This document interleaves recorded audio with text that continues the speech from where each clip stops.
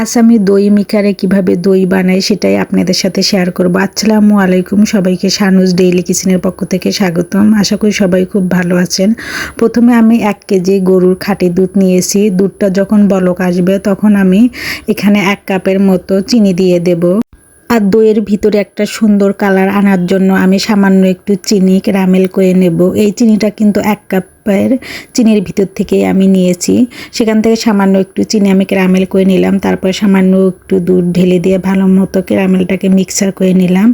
এখন এই ক্যারামেলের মিশ্রণটা আমি ফুটন্ত দুধের ভিতরে একটু একটু করে ছেড়ে দিয়ে সুন্দর মতো মিক্সার করে নেব, যাতে দলা পাকিয়ে না যায়। এতে দইয়ের ভিতরে একটা সুন্দর কালার চলে আসবে, মানে বাইরের কেনা দইগুলো যেরকম কালার হয় সেরকম কালার চলে আসবে। দিয়ে সুন্দর মতো আমি মিক্সার করে নিলাম। দেখেন কালারটা চেঞ্জ হয়ে গিয়েছে, একটা সুন্দর কালার চলে এসেছে। আর দুধটা যাতে দ্রুত ঘন হয়ে যায় এর জন্য আমি 2 চামচ গুঁড়া দুধ মিক্সার করে দিলাম। এতে খুব দ্রুত দুধটা ঘন হয়ে আসবে, এর জন্য আমি গুঁড়া দুধটা দিয়ে দিলাম।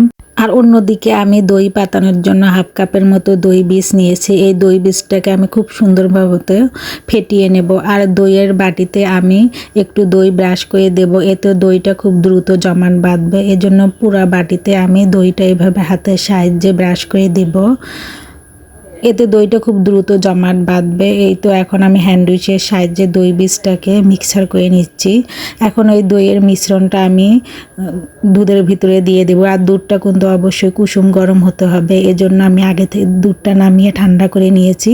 এখন দই বীজটা দুধের ভিতরে দিয়ে সুন্দর মতো মিক্সার করে নেব।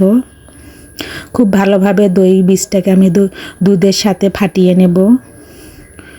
যত ভালোভাবে মিক্সার করব দইটা খুব সুন্দর মতো জমাট বাঁধবে। আর আমি দই মিকার বসিয়ে দিয়েছি। দই মিকারের ভিতরে দইয়ের বাটিটা দিয়ে দিলাম। এই দই মিকারে কিন্তু খুব দ্রুত দই জমাট বাঁধে, প্রায় 5 থেকে 6 ঘন্টার মতো সুন্দর দই জমাট বেঁধে যায়। এখন দুধটাকে আমি ঢেলে দিয়ে দই মিকারের মুখ বন্ধ করে দিলাম। এখন আমি ওয়েট করব 6 থেকে 7 ঘন্টার মতো। এর মধ্যে দইটা খুব সুন্দর মতো জমে যাবে। তবে শীতকাল হলে প্রায় 10 থেকে 12 ঘন্টা লাগে দই মিকারে দই জমতে। এখন আমি প্লাগটা লাগিয়ে দিয়েছি, এখন সুইচটা দিয়ে দিলাম। দেখেন হলুদ আলোটা জ্বলে উঠেছে, তার মানে দই মিকারের কাজ শুরু হয়ে গিয়েছে। এখন প্রায় 5 থেকে 6 ঘন্টা পর আমি দই মিকারটা খুলে দেখাচ্ছি। দেখেন কত সুন্দর জমাট বেঁধেছে দইটা, আমার তো খুবই ভালো লাগতেছে। আগে অনেক কষ্ট করে দই বানাইতাম, এখন খুব ইজিলি আমি সবসময় দই বানাইতে পারি। এখন আমি চেক করে নিলাম, দেখেন দইটা একদম জমে গিয়েছে, একটু নড়াচড়া করতেছে না। আর দইটা খেতেও কিন্তু অসম্ভব মজা হয়, আর খুব সহজেই দইটা জমে যায়। এজন্য দই মেকারটা খুবই উপকারী আমার জন্য। সবাইকে আমার ভিডিও দেখার জন্য ধন্যবাদ। সবাই আমার পেজটাকে লাইক, কমেন্ট, শেয়ার ও ফলো দিয়ে রাখবেন। আমার ইউটিউব চ্যানেলটাকে সাবস্ক্রাইব করে রাখবেন।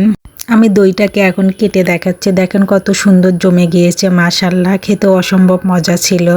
আর দই আমার মায়ের খুব পছন্দ, তাই প্রায় সময় বানাইতে হয় দই। তাই দই মেকারটা কিনে নিলাম। আল্লাহ হাফেজ।